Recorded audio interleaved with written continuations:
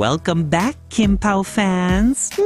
Siguradong kikiligin kayo sa huli cam moments ng Kim Pao na nag-viral ngayon. Ay, bongga diba?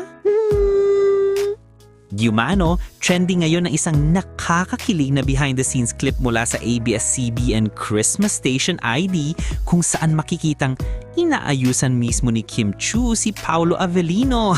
Ay, bongga diba?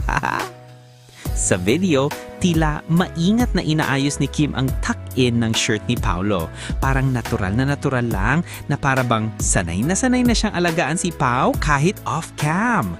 Marami ang dahil ramdam daw pag-aalaga ni Kimmy. Sabi pa ng ilang netizens, napakaswerte raw ni Paolo dahil ang lambing ni Kimmy ay parang pang real-life partner na Diumano.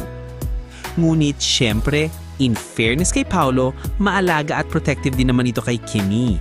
Matatandaan nga na siya raw ang madalas tagabitbit ng gamit ni Kimmy tuwing may flight sila or events. Pati na rin yung tipong subtle na pagpoprotekta niya kay Kimmy kapag maraming tao. Diumano, kahit hindi nila ina-advertise ang sweetness nila, lumalabas ito sa maliliit na kilos na hindi nila namamalayan. Kaya naman, maraming fans ang kinilig sa mutual effort ng dalawa. Kung paano inaalagaan ni Kim si Paolo, ganon din ang pag-aalaga ni Paolo kay Kimmy.